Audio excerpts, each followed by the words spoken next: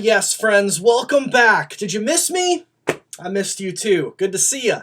In my last video, we went over the formation and initial rise of our favorite neon metal synthcore heroes, or should I say our crabcore heroes, Attack Attack. They put catchy electro synth sections and bubblegum auto-tune Forever the Sickest Kids choruses over hype metalcore breakdowns. They put out their first record, Someday Came Suddenly, and set the scene ablaze, quickly rising to moderate scene prominence. Their promising scene shooting star lead vocalist Austin Carlisle was apparently being a bit of a butthead, so they kicked him out and got their new vocalist, Nick Barham. Because of their sound, which pushed their combination of already polarizing genres to levels that were almost straight goofy, and their decision to super squat from side to side like crabs in their music video, creating literally one of the first internet memes of all time, there was a 50-50 split amongst people who were aware of the young Attack Attack, half of them being super fans of the band who loved them.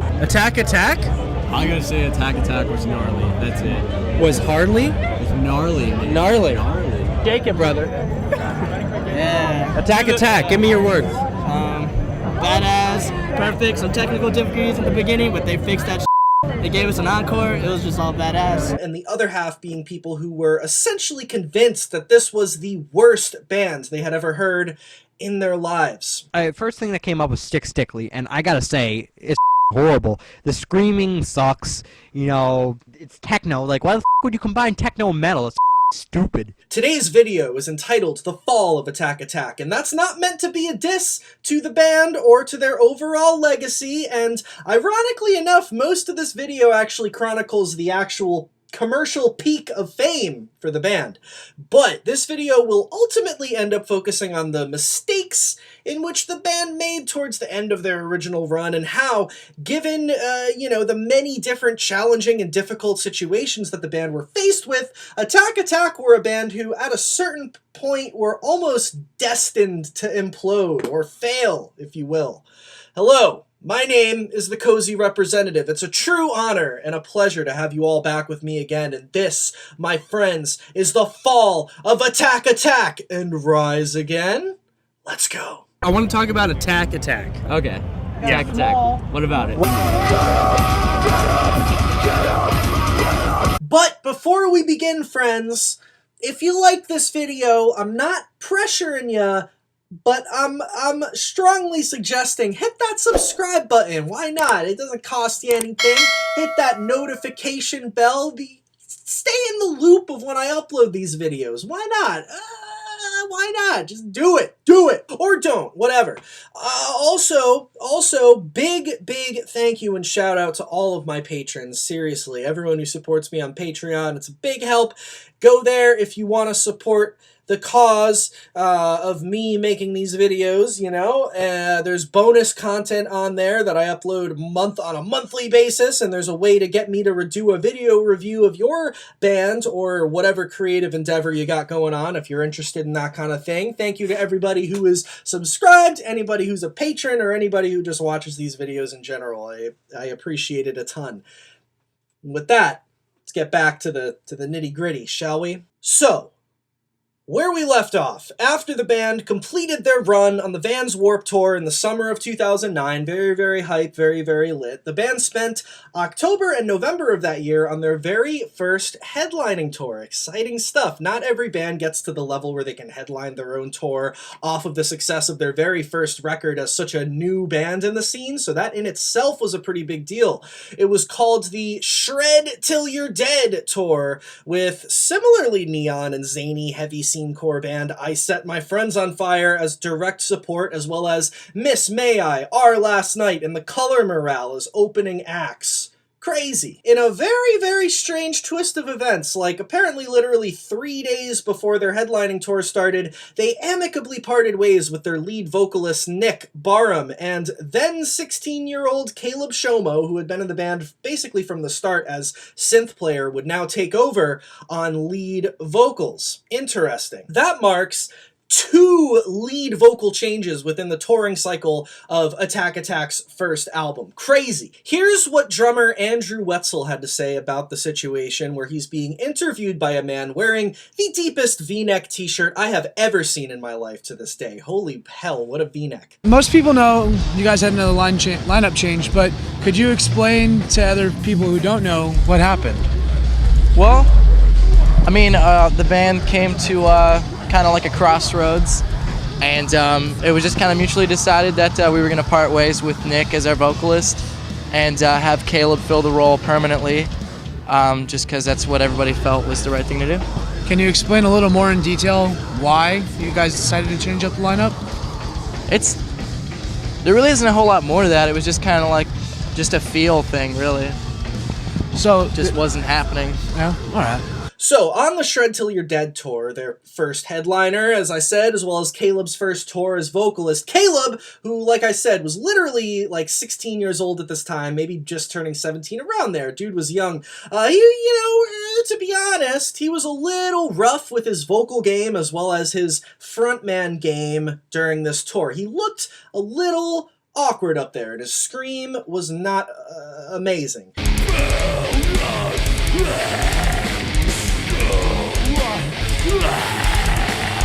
But, at the end of the day, it's really like, come on, you can't blame the guy. He had never been a lead vocalist before, although he did provide the occasional low growled vocal in the past. His job up until then was to be off in the side, dancing and jumping behind a keyboard. He did not embody a typical frontman at this time and had to assume the role very quickly. He was also, basically still going through puberty during this time, you know what I'm saying? Dude was young. Imagine yourself at 16 trying to front a band on a big headlining tour. Given the circumstances, I think Caleb did a way better job than, any of us would have done, you know what I'm saying? He stepped it up.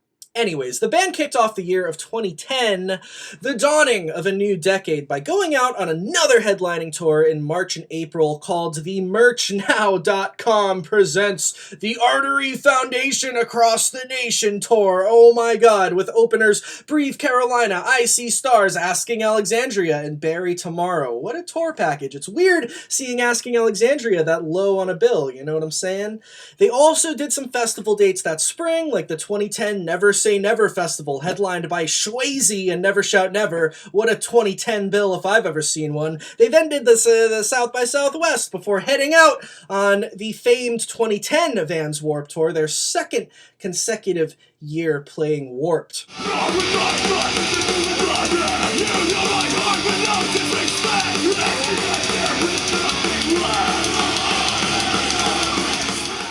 And during this time, Caleb was still a little bit awkward on stage, but his frontman game was definitely slowly but surely improving. Johnny Franck was now rocking dreadlocks at this point. Not my favorite style choice on his end personally, but we still love you, Johnny, I guess. Halfway through the band's stint on that summer's Warped Tour, on June 8th of 2010 to be exact, the band released their highly freaking anticipated sophomore full-length record, the follow-up to Someday Came Suddenly, a record which was self-titled Attack Attack, released through Rise Records yet again. Can you guys tell me a little bit about the second album that you're gonna put out? It's wild. It's wild. It's like a couple days ago I was listening to other bands that are are really big right now, and I can safely say that the music that is going to be on this record sounds nothing like anyone's ever put out before. Yeah. It's crazy. But at the same time, it's definitely still us. Yeah. It's not like we just totally changed as a band with all the member changes and all the crazy stuff that's happened since our first album was out. It's still Attack Attack. Yeah. Still got the heavy stuff, still got the fun, dancey stuff. To kind of broaden the group of fans that we have, and hopefully a lot more people that didn't like us will like us.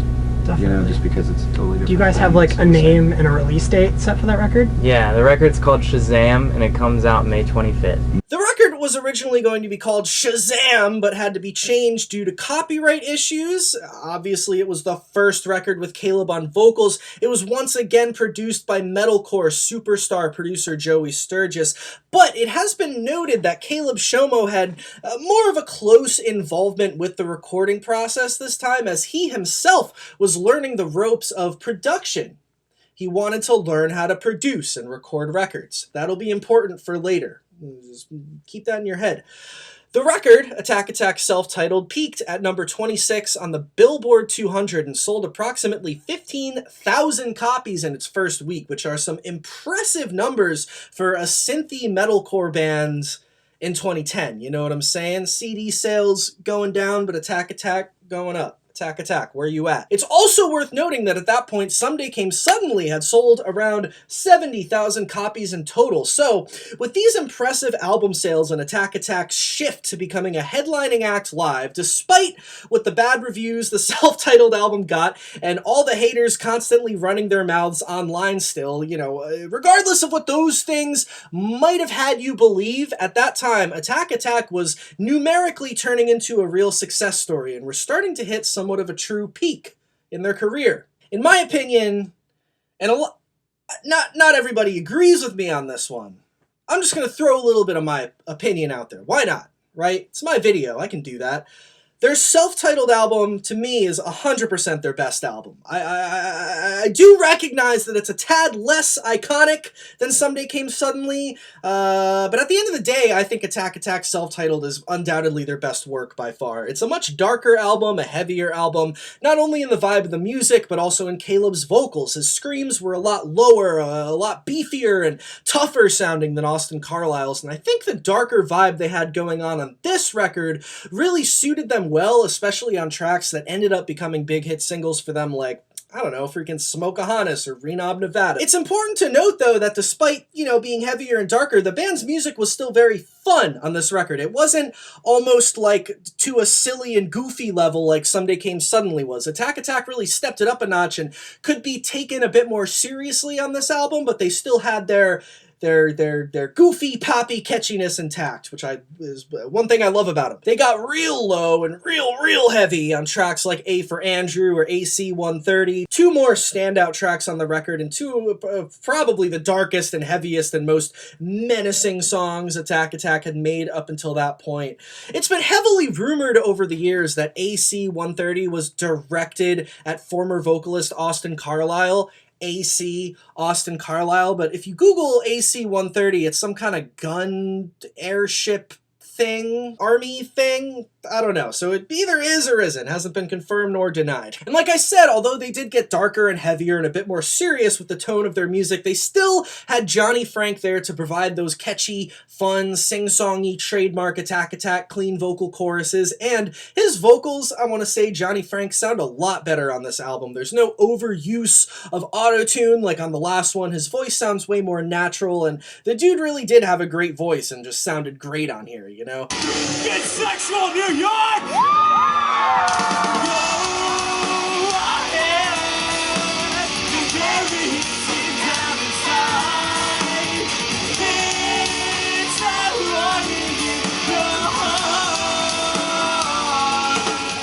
And like I was saying, they also still embraced their fun, synthy, electronic elements on this record, which I really appreciate. Tracks like Fumbles O'Brien or Sexual Man Chocolate and the fully electronic dance song Shut Your Mouth. I don't give a shut your mouth, baby girl, you're nothing new. Everything you do Embody the fun, silly, electronic dance elements, which were present on the last record, except this time it's almost just more well executed in general. Remember in the last video that I was saying how the electronics felt a little clunky and just kind of thrown in there on Someday Came Suddenly, and they stuck out like a sore thumb because they didn't fit in all that seamlessly with all the heavy parts? They really corrected that on the self-titled. The electronics really blend in with the heavy sections well, and overall they just sound way better. It's way more seamless, and they sound way more purposeful, which I really appreciate, and I think they did a good job of that on this album. At the end of the day, I think they really stepped it up and knocked it out of the park on the self-titled. I'll say it again, my favorite Attack Attack record. I think it was musically their best one. I know not everyone agrees with that. That's just my opinion. I just think they found a nice balance of everything, all their elements. It's just a good, a good representation of Attack Attack. You know what I'm saying? I don't know. I'll always have love for Attack Attack self-titled. So, get this, ready? After Warped Tour 2010 had wrapped up, and just a few months after the release of the very successful self-titled record, Johnny Franck, who had been in the band since pretty much the beginning, who was, in my eyes, a very integral part of the band's early sound, as well as being the guy who was mostly responsible for bringing the more fun neon pop elements to the band, which y'all know that I love. Johnny Franck announced that he would be leaving Attack Attack. This band was really just cursed in the lineup department, weren't they? Could not keep members around for very long. So the then dreadlocked young Johnny Franck made a YouTube video at the time saying that he was stepping down from the band because the band was getting in the way of his relationship with God or something. I don't know. Hey guys, it's Johnny. I have an announcement for all of you AA fans. I will no longer be a member of Attack Attack. It's been a really hard decision, but I've been doing a lot of thinking and soul searching, and I came to the conclusion that being out on tour really damages my relationship with God and my spiritual life, and that's something that's really important to me and something that is really valuable to me. And I just got caught up in all the excitement of everything that was going on with the band growing in success and everything like that, and I put the band above God, and that's something that was really damaging to me. But in a 2019 interview that Johnny Franck did with Silverstein singer Shane Told on the Lead Singer Syndrome, Johnny explained that it was like he used spirituality to explain his decision to leave, but the decision was more based on his realization that the constant tour life really just wasn't for him, given that he was naturally a more reclusive and introverted person, which totally makes sense. So to replace Johnny Franck, they got a nice young fellow named Sean Makowski, who was formerly a member of fellow Rise Records metalcore act My Ticket Home, to take over on clean vocals and rhythm guitar. However, Sean Makowski was never an official member of the band. He was just a live touring member, presumably a decision made by the band because of all the crazy lineup instability that they had previously had, which makes sense. However, Sean was a live touring member of the band for 2 years up until 2012, so you could kind of consider him a member of the band, even though he was never official, you know what I'm saying? That November and December of 2010, Attack Attack went out on yet another headlining tour, playing House of Blues size venues. You know, that's legit. They were really, just a side note, they were like living the dream for any like scene band, you know, playing on Warped Tour every year, charting on the Billboard, and I feel like headlining House of Blues size venues is really like when you're a teenager and you're like, I want to be in a band, and you want to be in like a Warped Tour kind of band, like House of Blues venues that's like the goal, you know what I'm saying? So they were living the dream. Anyway, they went on another headlining tour called the This Is a Family Tour, with direct support from Emmure, as well as openers Pierce the Veil, In Fear and Faith, and Of Mice and Men. And for those wondering, no, former Attack Attack lead vocalist Austin Carlisle was not a part of Mice and Men when they went out on this tour. They were, at the time, fronted by former Sky Eats Airplane vocalist Jerry Roush. When you watch live videos of Attack from the This Is a Family tour, you can definitely tell that Caleb was really starting to get better at his frontman game during this time. Like I said, he was slowly but surely getting better. This tour, he was definitely starting to exude a lot more confidence and was generally becoming a much stronger lead vocalist as well. All right, New Jersey, this is what I need. Everybody in this entire room, get the fuck off your feet!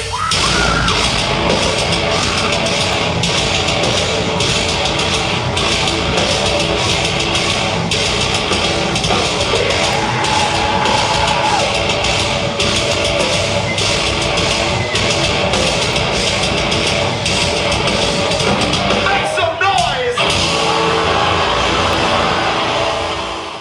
I think that being a four-piece is going to make us much more versatile, and I think it's going to open up a lot of new doors for us to really experiment and like really let loose like on our creative sides, because you know, before having 5 people, having a specific singer and a specific screamer, that really puts like that restricts you a lot, because now you're splitting up the vocal parts into 2 separate people, And so if you start writing music that's primarily singing and not as much screaming, what does a screamer do? You know, what do they just stand there on stage and like stare at the crowd? So now that we're a 4-piece, like that really opens up a lot of creative doors for us. And just judging by how the last record came together and how a lot of us have really like visualized our music and the way like we arrange and put it together, I'm thinking that the band is going to be focusing a lot more on being heavy melodically, as opposed to just like, you know, just super low screaming, like breakdowns, like whatever. Like there's a whole different side to heavy than just like breakdowns or like breaking down like different things and like tuning low as shit and like other things. Like there's a whole melodic side to it that can make something sound super heavy without having to take that like textbook like breakdown or low tuning or like, you know, you name it, like all the stuff that like we do now and that like other like, you know, screamo bands do now, like that is technically considered heavy. Like there's a whole new universe to heavy than just what we do now. And I think that's really going to be our biggest focus, is to like redefine heaviness in our own music. So the band took some much-needed time off of the road in early 2011 before returning in the spring with an appearance at that year's Bamboozle Festival. Very cool.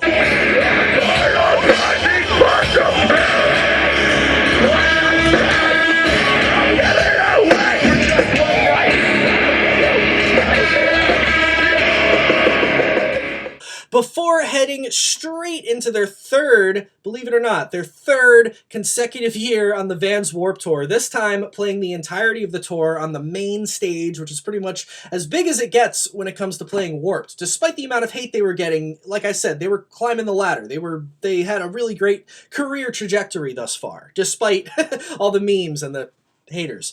Check this out, guys. Ready? So in my personal humble opinion, I think that their stint on the 2011 Warped Tour was pretty much the overall like peak of Attack Attack's career when it comes to their upward trajectory. This was like the top of the mountain. It had all been going up. This was the top in regards to their original run as a band. If you look at everything up until then, it was just every next step, every few months was another step up for them, despite all the lineup changes too. It was crazy, you know, but their records were selling super well. Their crowds were just getting bigger and bigger. And on the 2011 Vans Warped Tour, that was like I'm pretty sure the biggest crowds they've ever played to. I also have to say their live show was absolutely insane that summer. They were on top of their game. If you watch videos, I mean, Caleb was officially kicking total ass as a frontman and totally had fully assumed the role at that point. The band were absolutely slaying, and I can say that because the one time I actually saw Attack Attack live personally was at the Boston date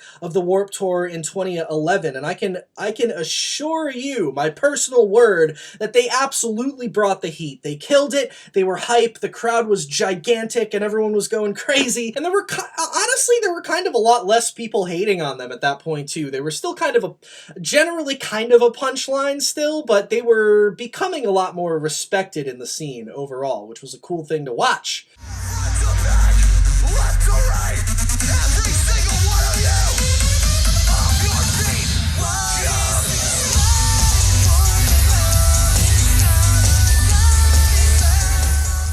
So they did put out a reissue of their self-titled record that summer, a deluxe edition, if you will, which included, you know, some remixes, some acoustic tracks, as all deluxe albums have. Who really cares about that, though, am I right? But there were also 4 brand new songs, one of which being what was a bit of a polarizing track at the time, a song called Last Breath. Y'all know Last Breath? I know Last Breath.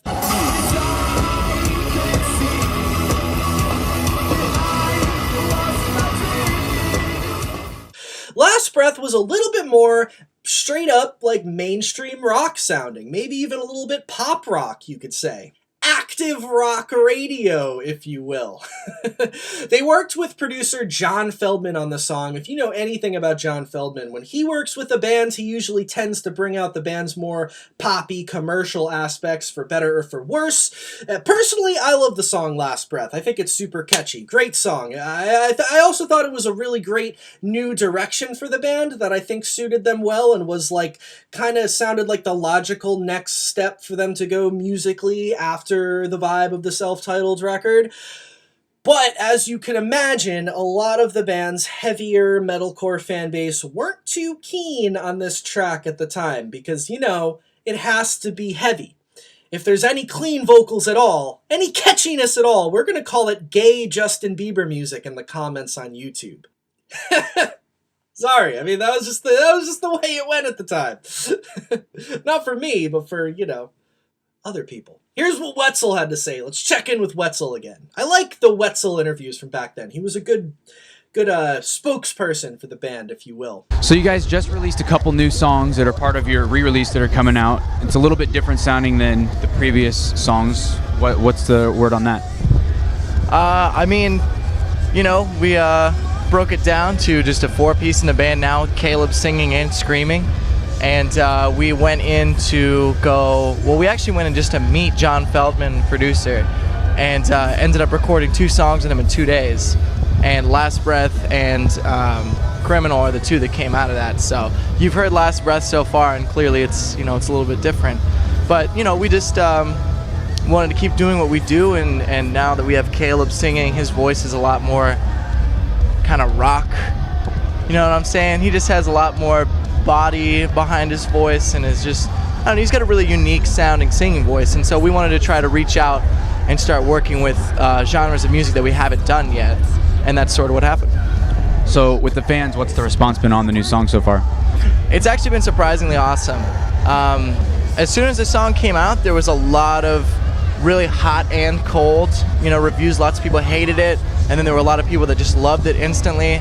And you know, kind of really expected that, just because it is a lot different than anything else we've put out before. But as time went on, you saw more and more people were like, oh, I can't get the song out of my head, like, it sounds awesome. And for me personally, when I heard it the first time, I hated it. I was like, no, this is wrong, this isn't us at all. But, you know, I listened to it more and more, and I started to see that, you know, yeah, no, this is totally still us, this is everything that we do. And that's been the response that we've gotten back from our fan base as well. So it's been pretty exciting. So, things are going great, you know. You're probably like, why is this video called The Fall of Attack Attack? There ain't no falling going on. I told you. It's a little bit of an ironic title because we've just been following this crazy commercial success. Anyway, check it out, right? Late 2011, band comes home from Warped Tour. They take some time to record their 3rd full-length record. From what I know, this album was originally supposed to be produced by John Feldman as well, but instead of doing that, on a whim, the band made somewhat of an out-of-left-field decision. They took the money, they took the advance from the label, you know, to make the album, and used that money to build a studio in Caleb Shomo's basement, and recorded the record themselves, with Caleb Shomo at the helm acting as main producer. Now, remember how I mentioned earlier, I told you to keep it in your head, that when the band went in to record their self-titled record with Joey Sturgis, Caleb became a bit more involved with the recording process, taking tips from Joey, learning from him, as Caleb had a developing interest in producing records himself. Not long after that self-titled record, when Caleb wasn't on the road with Attack Attack, he actually did begin producing some albums for Rise, for bands like My Ticket Home. So at that point, you know, Rise Records knew that he could make records, and they trusted him enough to self-produce the next Attack Attack record. So that's exactly what he did. And on January 17th of 2012, Attack Attack put out their 3rd official full-length record, which was entitled This Means War, which was a very heavy record, and it was also a concept album. I don't think I can I know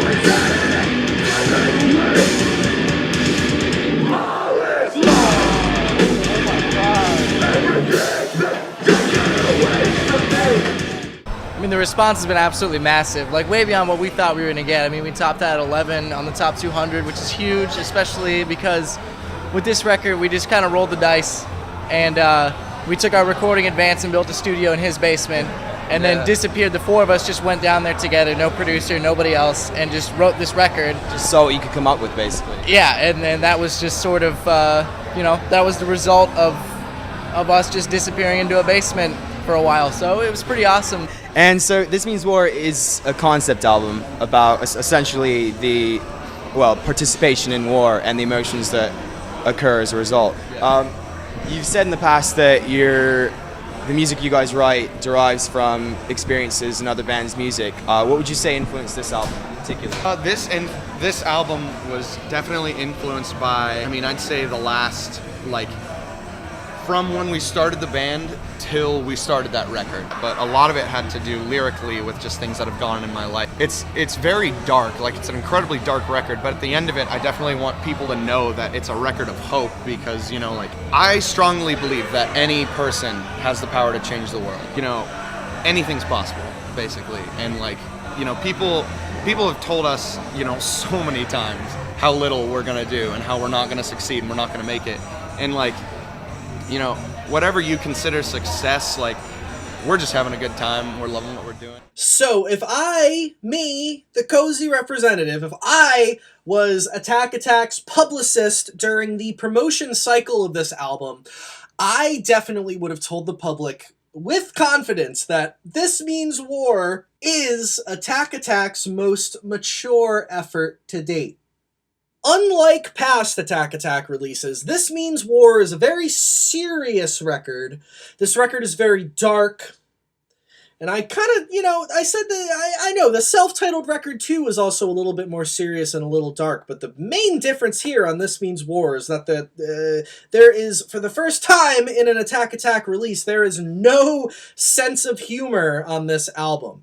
They also took out any trace of their electronic influence on this one. It's not electronic horror like their old stuff. It's a straight-up heavy metalcore record. The guitars are all in super low drop tunings and pretty much sound like Meshuggah or something like that, tone-wise. And check this out, sales-wise, this record was actually a big success and did really well for the band. It peaked at number 11 on the Billboard 200. That's crazy. It sold more than 17,000 copies in its first week, which are very impressive numbers, the biggest first week numbers the band had ever had. You know, especially big for like a metalcore band at the time. Like I said, CD sales going down, Attack Attack just keep going up. I don't know how they were doing it. Very commercially successful record if you look at the numbers. However, I do think that the initial commercial success of this album was a bit more of a reflection of the cumulative success which the band had achieved from their records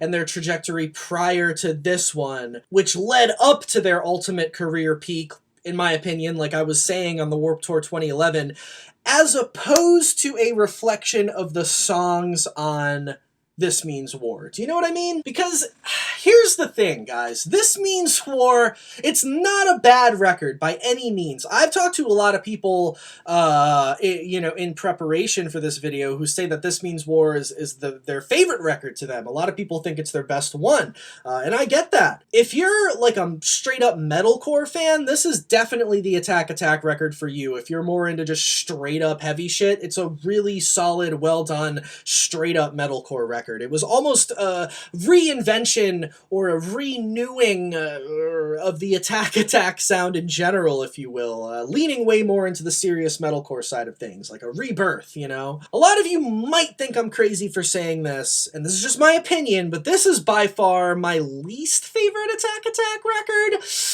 Let me explain myself. I promise I can explain myself. It's, you know, This Means War, okay, it's good for what it is. Caleb's vocals are absolutely badass. He was killing it on the vocal game on this record. His screams were insane. His singing was awesome. I mean, I gotta give it up to Caleb. You know, the guitars are well written. The snare drum is gnarly. God, the snare drum sounds like a shotgun going off. This is definitely where my personal bias as a music fan definitely comes in, because for me, as someone who, as I've said, is less of a straight-up metalcore fan and way more of like a pop rock, I'm more of a pop rock, pop punk kind of guy in the grand scheme of things, who I'm also a person who really appreciated and got into the older Attack Attack stuff because of my being able to connect with their poppier electronic pop punk, whatever influences.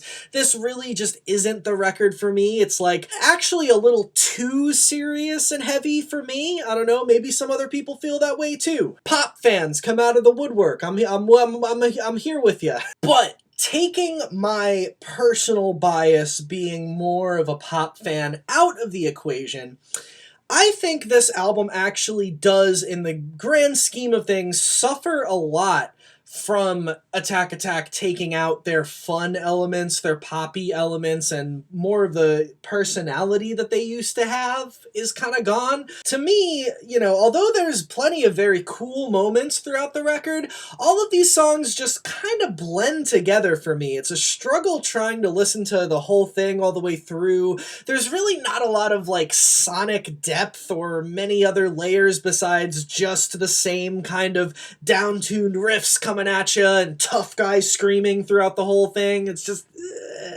like one flat line through the whole thing. You know what I'm saying? And you know, because of that, I mean, this record didn't really have any like big hits off of it that like matched the craziness of any of their previous big songs. And in the grand scheme of things, looking back, it's definitely the least like iconic Attack Attack record, you know what I'm saying? And despite its initial great commercial success, it didn't really make that big of an impact in the scene following its release. It didn't pop off and make crazy shock waves throughout the scene like their previous records did.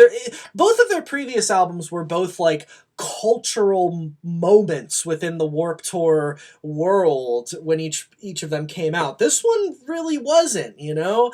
When the band was touring on this record, if you watch videos of them live in 2012, you can tell that there was generally less hype at their shows, and the wind was taken out of their sails a little bit, you know. Attack Attack as a band in general were kind of starting to get a bit stale. The morale within the band was also quite low. And although some of that was to blame on the kind of record that This Means War was, and like sort of the not huge reaction that it got, it was in a much bigger way because of a much bigger issue, something that a lot of fans had no idea about at the time. From what I understand, at that point in time, there was a severe mental health problem going on within the Attack Attack camp. Attack Attack were not a very healthy band at this point, so to speak, especially, you know, once 2012 rolled around. It's really super sad and unfortunate if you think about it. As I talked about in the last video, when Attack Attack got going, they were all super young teenagers, fresh out of high school, not the thickest skin, you know, super young dudes. No one really has that thick of a skin when you're like 18, 19, 20 years old, whatever. The sheer amount of hatred which the band received at the time kind of fucked up a lot of the Attack Attack members mentally and was really taking a toll on all of them by the time 2012 rolled around, which is really such a bummer. For example, Caleb Shomo, who was, you know, vocalist at the time, has come out since then and you know, he's talked a lot about just how hard he was struggling with his mental health and, you know, other personal issues during the later years of Attack Attack, and how much the relentless hate he got as a young teenager affected him, and how much, in his words, how much he hated being in Attack Attack towards the end of it. Like dealing with anxiety and depression and stuff on the road, it was just tough. Like, just find ways to bury it down and kind of ignore ever dealing with it. I don't know, I had some like kind of eating problems for a while, just a whole bunch of self-image problems. Just never felt like I was, you know, what people wanted me to be. And What did people want you to be? they wanted me, I mean, we had another singer previously, they just wanted me to be him. When you're like 16 or 17, you care a lot about what people think. And when you have thousands of people on the internet telling you you're a fat piece of shit and that you suck at what you do and you're gonna ruin your band, it gets to you. People are always like, oh, it's the internet, dude, it just doesn't matter. And it's like, well, it does matter, like, to people. And it mattered to me. Like, I was like, oh God, I'm ruining all these people's lives. You know, I like thought I was ruining the lives of my bandmates because I was gonna ruin their career. And then, so obviously that manifested itself in some poor health habits, and just wasn't really eating much and like trying to like make myself what I thought everybody wanted me to be. I was just in a bad place, man. I was just like, I don't know, things like drinking alone because I'm sad, and like just like, you know, trying like just, I would literally just shelter off. I like wouldn't come out of my house for like weeks. I just sit and just watch TV, like, and I was just completely shot, dude. Just so sad, and like.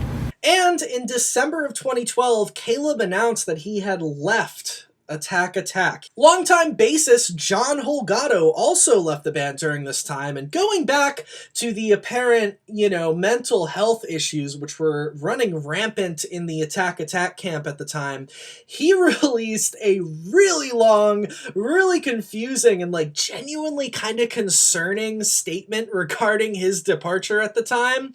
I laugh, but it's a cautious, nervous laughter.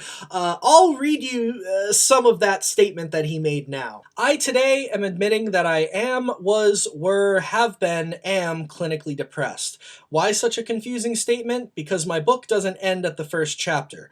I would say the first chapter would be first and foremost distancing myself from something everything else has in common, my blood-related family and relatives. With these years of touring without a guiding light, I unintentionally trained my brain to accept that the fears in my head are the fears in front of me. I cannot even begin to tell you how many days have went by on and or off tour where I have legitimately lied in bed the whole day looking at the ceiling. Seems so simple to fix, right? Just get out of bed and do something, why don't you?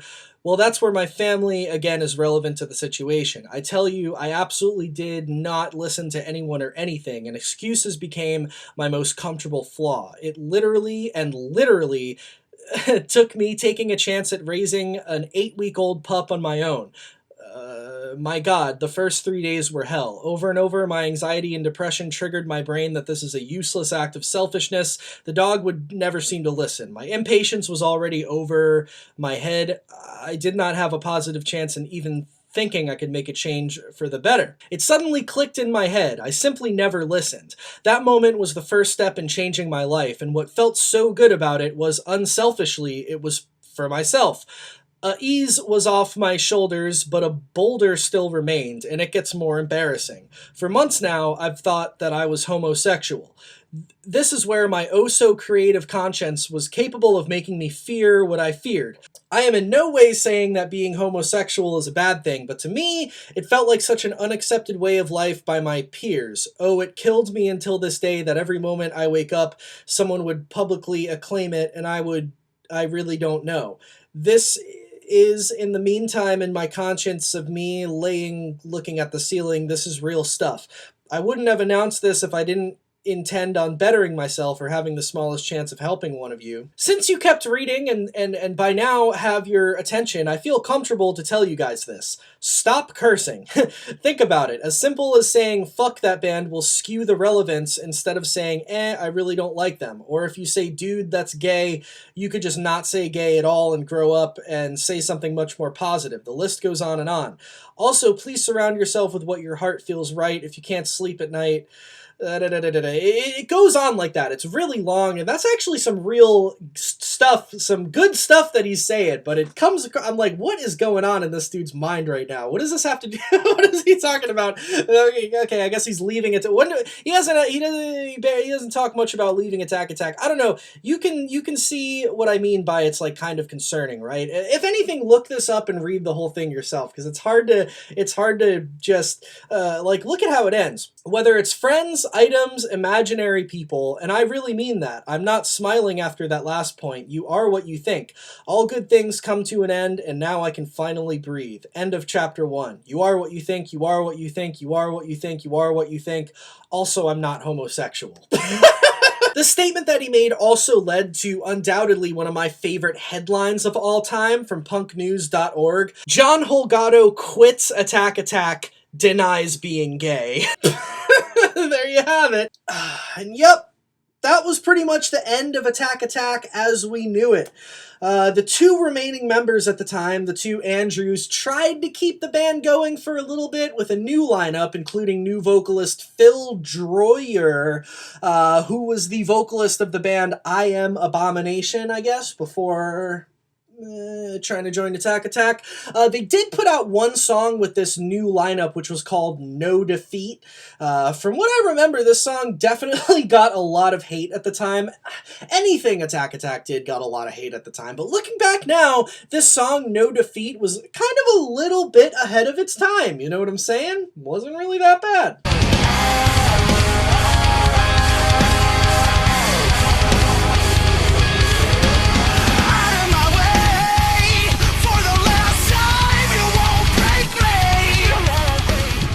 Kids were brutal back then, man. Not only in, you know, the stay brutal way, but they were rude.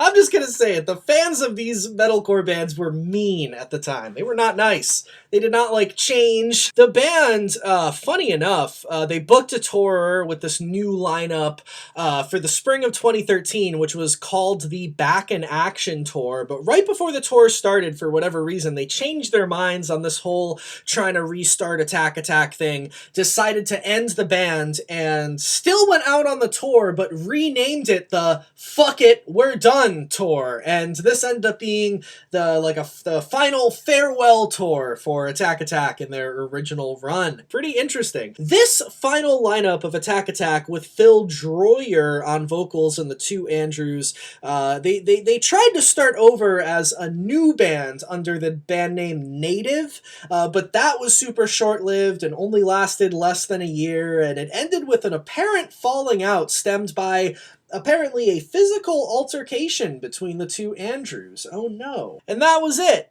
That was it. That was the end. There was no Attack Attack for years after that. Several of the members, as you guys, you know, definitely probably know, went on to then start some very, very successful projects after the fact. Austin Carlisle went on to form freaking Of Mice and Men, who were huge. Caleb Shomo went on to form Beartooth, who are also huge and very, you know, a very beloved band. Johnny Franck has a really cool project now called Bill Murray, which is gaining a lot of steam recently. They're all doing their thing and they're killing it. It's a testament to how much individual talent there really was in the original Attack Attack lineup. It's pretty surprising and pretty crazy to look back on where all these dudes in all these big successful bands started in this goofy little jogging in place synthcore, metalcore, autotune band. You know what I'm saying? And the two Andrews, two of the members who didn't really end up in any big, huge projects after the demise of Attack Attack,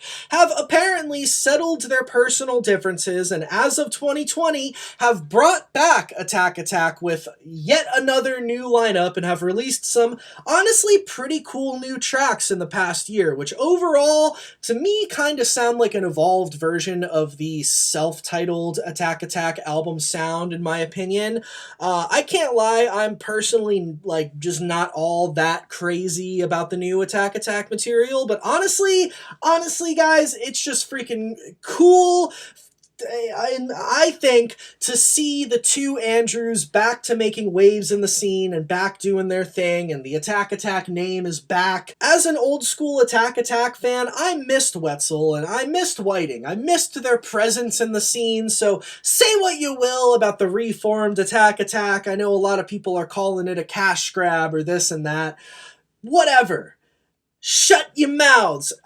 I ain't mad at it, and I think it's pretty cool for what it is. Why hate? You know, why hate when you can appreciate? You know what I'm saying? Stop hating. Start appreciating.